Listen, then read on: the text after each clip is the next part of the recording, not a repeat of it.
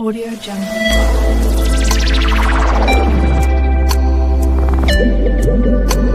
Audio Jungle. Hello दोस्तों, आप सभी का स्वागत है मेरे यूट्यूब चैनल में द केमिस्ट क्लब। आज हम बहुत ही इंपॉर्टेंट टॉपिक के बारे में बात करने वाले हैं जो है the new education policy. As we know, हमारा जो एजुकेशन सिस्टम है ये कम्प्लीटली रिफॉर्म हो चुका है एंड बहुत सारे मेजर चेंजेस करे गए हैं।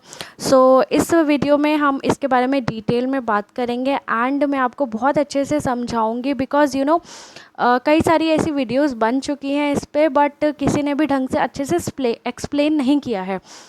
मेरी आज की वीडियो इसी बारे में रहेगी, तो प्लीज़ आप इसको एंड तक देखिएगा and I am sure you will understand it better. चलिए स्टार्ट करते हैं आज का वीडियो।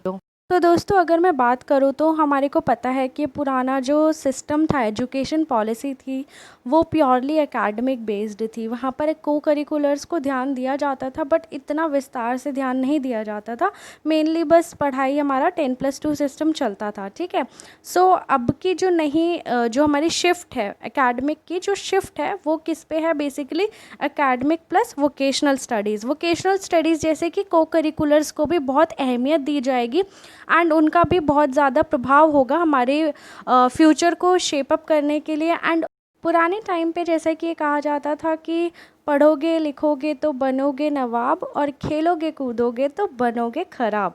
तो ये जो टैगलाइन थी ये अब एकदम ख़त्म कर दी जाएगी इस सिस्टम से और इस स्ट्रक्चर से। ये जो हमारा पूरा एजुकेशन पॉलिसी है ये आपका जापान और जितने भी बड़े बड़े देश हैं वहाँ पर ये चीज़ें फॉलो की जाती हैं, क्योंकि लिटरली वहाँ के दोस्तों की, वहाँ के जो छोटे बच्चे होते हैं उनकी हम न्यूज़ सुनते हैं कि इसने इतनी सी उम्र में कोडिंग कर दी, इतनी सी उम्र में इसने ये हासिल कर लिया है।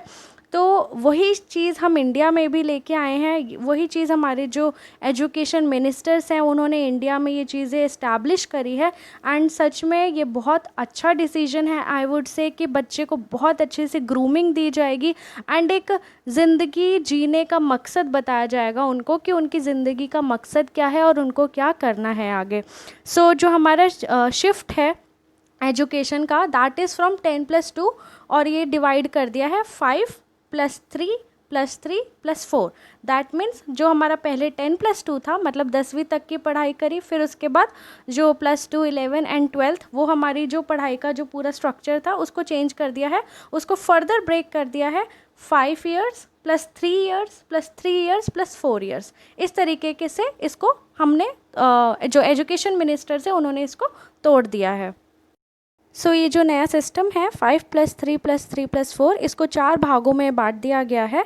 ये जो 4 भाग हैं ये इस प्रकार होंगे जैसा कि आप सामने देख पा रहे हैं। सबसे पहला जो आपके सामने आता है वो है फाउंडेशनल, फिर उसके बाद है preparatory, then middle, then high school. तो ये 4 भागों में इनको बांटा गया है, फाउंडेशनल, प्रिपरेटरी, मिडल एंड आपका जो हाई स्कूल। ये आपके एज ग्रुप्स भी उसमें कैटेगराइज कर रखे हैं। तो हम 1 by 1 इसको डिटेल में पढ़ना शुरू करेंगे। सबसे पहले हमारी स्टेज आती है फाउंडेशन स्टेज।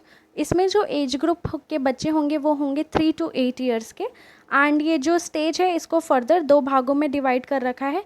3 years जो होंगे वो हमारे प्री स्कूल के होंगे एंड 2 साल होंगे हमारी फर्स्ट और सेकंड क्लास के, जो इसमें इन्वॉल्व करे जाएंगे।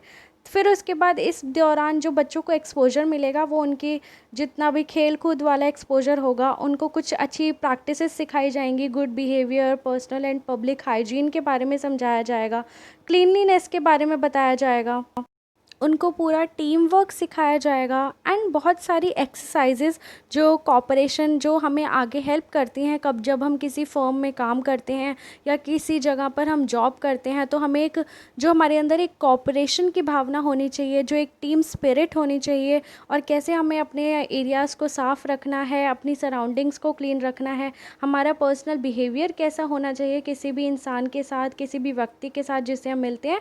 तो ये सब चीज़ों का ध्यान रखा जाएगा इस दौरान। बात करते हैं प्रिपरेटरी स्टेज की, जो है स्टेज 2 एंड इस स्टेज में 8 से 11 साल के बच्चे रहेंगे। एंड इसमें जो क्लास या ग्रेड की बात करूं तो 3 to 5 ये जो उनका क्लास नंबर होगा, जैसे 3rd क्लास या 4th to 5th, ये क्लासेस इंक्लूड होंगी। एंड इसमें आपका जो ट्रांजिशन होगा स्टेज 1 से स्टेज 2 में, जो ट्रांजिशन होगा, जो आपकी पहले प्ले बेस्ड लर्निंग थी, तो उस लर्निंग को ज़्यादा फॉर्मल इंटरैक्टिव कर दिया जाएगा।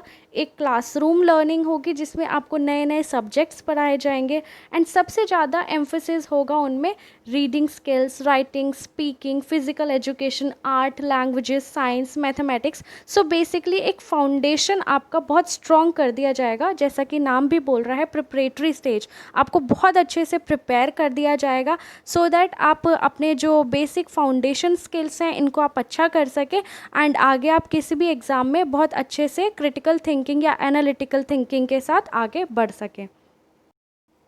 दोस्तों, अब हमारी थर्ड स्टेज आती है मिडिल स्टेज की। इसमें जो आपके एज ग्रुप होंगे वो 11 से 14 साल के बच्चे होंगे और अगर क्लासेस की बात करूँ तो 6 to 8th क्लासेस के पूरा हमारा एज ग्रुप होगा, बच्चे होंगे वहाँ पे।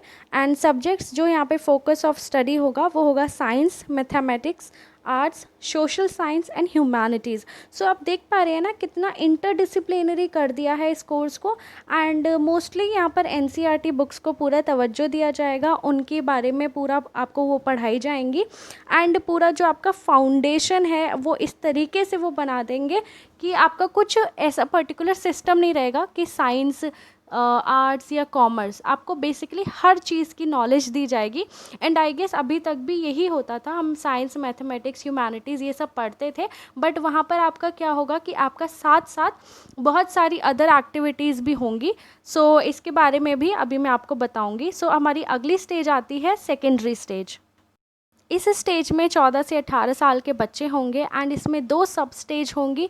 एक तो 9th और 10th क्लास जिसको फर्स्ट फेज़ बोला गया है and 11th and 12th class जिसको सेकंड फेज़ बोला गया है। जैसा कि मैंने आपको बताया था, यहाँ पर कोई स्ट्रीम सिस्टम नहीं होगा, आर्ट्स, कॉमर्स, साइंस स्ट्रीम ऐसा कुछ नहीं होगा। And it will comprise of a 4-year multidisciplinary study. Multidisciplinary जैसा अभी मैंने थोड़ी देर पहले ही बताया था, it will be interdisciplinary. Like जिन बच्चों को कुछ भी सब्जेक्ट्स पढ़ना है और जैसे साइंस वाले को कॉमर्स के सब्जेक्ट्स पढ़ने हैं या आर्ट्स का, तो ये आपका इस तरीके से सिस्टम रहेगा। एंड जो बेसिकली यहाँ पर आपका अटेंशन दिया जाएगा आपकी लाइफ एस्पिरेशंस पे एंड स्टूडेंट्स की क्या चॉइस है, उनको आगे क्या करना है। जो हाई स्कूल स्टेज होगी it will allow exposure and आपको बहुत अच्छे से एक्सपोजर दिया जाएगा और बहुत सारी फ्लेक्सिबिलिटी लाई जाएगी एजुकेशन सिस्टम में so that you can achieve great in your future and आपकी जो एजुकेशन लाइन है उसको एक मकसद मिल सके कि आपको करना क्या है। कुछ जनरल पॉइंट्स की बात कर लेते हैं, जैसे कि 5वीं कक्षा तक आपको मदर टंग जो है उसी में ही आप अपनी पढ़ाई कर सकते हो, ये आपको ऑप्शनल रहेगा। जैसे पुराने टाइम पे मतलब सिंस अभी तक इंग्लिश को बहुत ज़्यादा इंपॉर्टेंस दी जाती थी, तो ऐसा कुछ नहीं रहेगा, वो सब ख़त्म कर दिया जाएगा। एंड 6th क्लास से आपको कंप्यूटर कोडिंग कराई जाएगी, आपको इंटर्नशिप्स, प्रैक्टिकल ट्रेनिंग ये सब आपको स्कूल के दौरान कराई जाएंगी। एंड इसमें सबसे इम्पॉर्टेंट चीज़ क्या होगी कि बच्चा 6th क्लास से ही कोडिंग वरना करना सीख जाएगा एंड ऐप्स, सॉफ्टवेयर डेवलपमेंट ये सब चीज़ों का उसको बहुत अच्छे से आइडिया हो जाएगा। एंड ऑल्सो इस दौरान आपको ड्यूरिंग द पूरा आपका स्कूल एजुकेशन लाइन के दौरान आपको कॉन्स्टेंटली एक्टिव रहना पड़ेगा। लाइक आप एक ऐसे बच्चे नहीं होंगे जो रट्टू तोता होंगे, जो एक जगह आलसी लेज़ी बॉय की तरह, लैड की तरह आप बैठे रहेंगे एक जगह। मतलब you have to be constantly active and you have to be constantly working, जो आपको आगे करना है। बिकॉज आपकी ये जितनी भी इंटर्नशिप्स आप करोगे, ये कोडिंग जो भी करोगे, ये आपकी असेसमेंट में जाएंगी and it will be a 360 degree assessment. ये जो 360 डिग्री असेसमेंट है ये भी मैं आपको बताऊंगी व्हाट इज़ दिस। बात करूं आपका 4 ईयर जो आपकी हाई स्कूल स्टेज है, वहाँ पर आपका जो होगा वो पूरा एक सेमेस्टर सिस्टम होगा।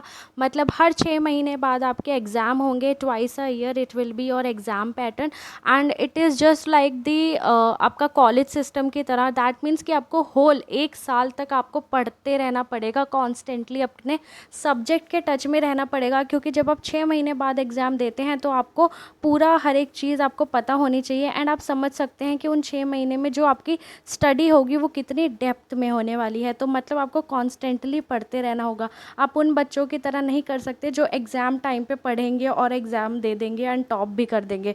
तो ये रटने वाला सिस्टम हट जाएगा एंड ये तो बहुत ही नीडफुल चीज़ थी, क्योंकि बच्चे बहुत रट्टाफिकेशन करते हैं। सो आपको बेसिकली ये रट्टा वाली चीज़ हटा दी जाएगी। 360 डिग्री असेसमेंट की बात करूँ तो यहाँ पर आपको जो असेसमेंट होगा वो आपका जो रिपोर्ट कार्ड होगा that will be according to 360 degree assessment.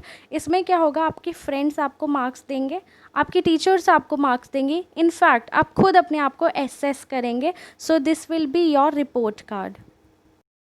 जैसा कि मैं आपको बार बार बोल रही हूँ कि आपको कॉन्स्टेंटली एक्टिव रहना पड़ेगा अपने स्टडीज़ एंड सब्जेक्ट के अकॉर्डिंग।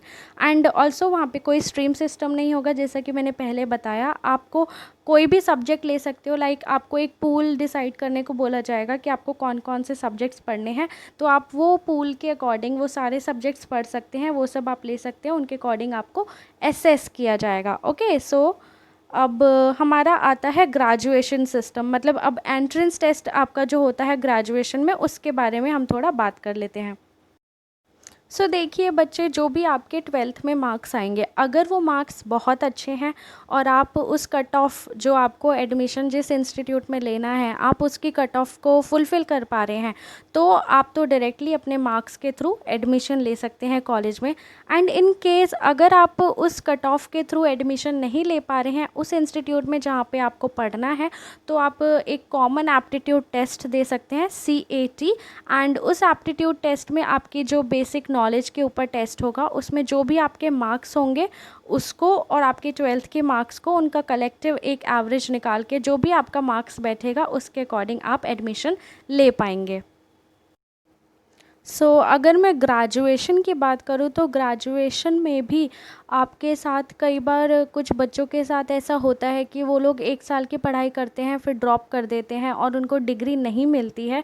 तो देखिए, आप कुछ भी पढ़ेंगे आपको उसकी सामान्य डिग्री दी जाएगी। जैसे अगर आप पहले साल में कॉलेज के ड्रॉप करते हैं तो एक सर्टिफिकेट दिया जाएगा ऑफ कंप्लीशन, एंड अगर आप सेकेंड ईयर में ड्रॉप करते हैं तो डिप्लोमा दिया जाएगा। अगर आप थर्ड ईयर में ड्रॉप करते हैं तो आपको एक बैचलर डिग्री दी जाएगी, एंड अगर आप 4th ईयर में ड्रॉप करते हैं तो आपको एक रिसर्च डिग्री दी जाएगी।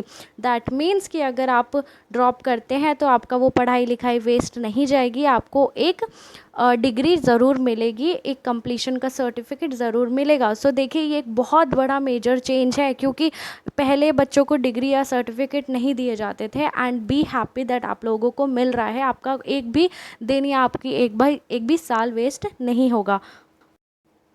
दोस्तों, मेरे ख्याल में माने तो बहुत अच्छे और ये बहुत ही बढ़िया एजुकेशन पॉलिसी इस बार आई है। एंड जैसा कि आप जानते हैं HRD जो था ह्यूमन रिसोर्स डेवलपमेंट, उसको मिनिस्ट्री ऑफ एजुकेशन कर दिया गया है। मैं देख सकती हूँ कि ये जो सरकार है ये बहुत अच्छे चेंजेस ला रही है in terms of education, and seriously एक बहुत अच्छी चीज़ है। एंड जो ये ग्रेजुएशन वाली जो सिस्टम था पूरा, इसको बोलते हैं multi entry and multi exit system. And यहाँ पर ड्यूरिंग द ग्रेजुएशन आपको मल्टी क्रेडिट सिस्टम भी होगा, मतलब आप कोई भी सब्जेक्ट आप पढ़ सकते हैं तो वो आपके क्रेडिट्स में जाएगा, क्रेडिट बैंक में जाएगा। एंड इनफैक्ट आपको ऐसा नहीं, अगर आप कोई सब्जेक्ट पढ़ रहे हैं और बीच में ड्यू टू सम रीजंस आप वो डिसकंटिन्यू कर रहे हैं तो ऐसा नहीं है, आपके क्रेडिट वेस्ट हो जाएंगे, आपने जितना भी पढ़ा है उसके क्रेडिट आपके फाइनल डिग्री में जुड़ेंगे। बहुत ही अमेजिंग सिस्टम है ये। एंड सीरियसली आज के जो बच्चे हैं ये एक बहुत ही मच नीडेड था, क्योंकि since we know generation change हो रही है, टेक्निकल चीज़ें भी बहुत आगे जा रही हैं। ये एक रिफॉर्म बहुत ज़रूरी था हमारे देश के एजुकेशन के लिए, and keeping in mind the techno savvy of this world. बहुत अच्छी चीज़ है and I am feeling very positive about it. And दोस्तों, अगर आपको ये वीडियो पसंद आई हो तो प्लीज़ मेरे चैनल को लाइक, सब्सक्राइब एंड शेयर करिएगा। And thank you so much, bye bye.